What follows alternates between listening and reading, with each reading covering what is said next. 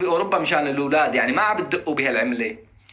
والله يا أخي عايشين من قلة الموت. تعالي شوفي الوضع، كل شي غالي، كل شي غالي، الله وكيلك. لا أكل ناكل، ولا شربنا شرب، ولا نهارنا نهار، ولا ليلنا ليل. جوزي صار له يومين مقرب، الله وكيلك، مقرب من العين، كله عين. شو سمعتي انه انا شارية ذهب؟ من وين يا حسرة، الله وكيلك، هدول مو الي، هدول جارتي شاريتهم من غياب جوزها وحطتهم عندي. ايه شو بدك بهالحكي؟ انت كيفك؟ شو اخبارك؟ ان شاء الله تمام، طمنيني عنك. ايه الحمد. ايه شو بدك الفطر هالسنة تبعوت رمضان؟ والله انا الفطر ما عم بوزعهم، قصدي عم بوزعهم لعالم فقراء بتستحق، انت ما بتستحقي. استغفر الله يا جماعة، جاك السرطان، حسبي الله ونعم الوكيل. ايه والله الله يعيننا، لا حول ولا قوة الا بالله.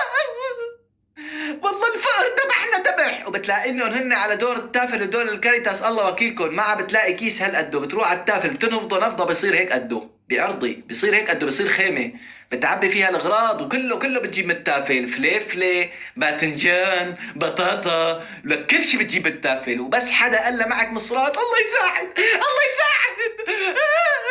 ودائما عم يشحدوا، دائما عم يشحدوا،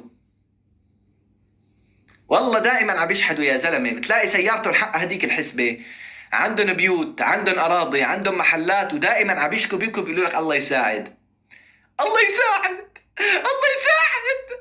الله وكيلك، مصراتنا كلها عم تروح جمعيات، قصدي عم تروح مصروف للاولاد. الابن اذا بيكون ماشي جنب امه بيقول لها لامه ماما اشتري لي شوكولاته، خراس ولا خراس، يخرب بيتك من حالك، مو من شهرين اشتريت لك بالتافل. لحتى اولادهم اذا بيروحوا عند بعض العائلات بيشوف التفاحه بيقول له لامه ماما شو هاي، برتقانه؟ ماما هاي موزه ولا باذنجانه؟ ماما شو هاي؟ ما بيعرف الخضره ولا بيعرف الفواكه، يا الله ما بيعرف الفواكه. وطبعا ابو وصفي بألمانيا اللي خلفيته وراه 4 امتار وكرشه قدامه 7 امتار، مقضيه زيارات عند بعض، عند العرب مشان يوفر مصرات، بيكون جوب سنتري تافلاوي، مقضيه زيارات، بيروح عن بيت اخوه، بيروح عن بيت اخته مشان يوفر مصرات وعلى اكل وشرب. العرس بيكون بياكل مرتين بالنهار، بصير بياكل عن بيت اخوه 6 مرات.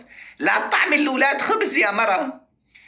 انا رايح اتحمم، بصير كل يوم بيتحمم 7 مرات عن بيت اخوه، على اكل وشرب واكل وشرب، بصير هيك بطنه. بلبسكوا هالجلابيه عن بيت اخوه، بيرفعها لفوق، تقول قاعد بقهوه يا زلمه.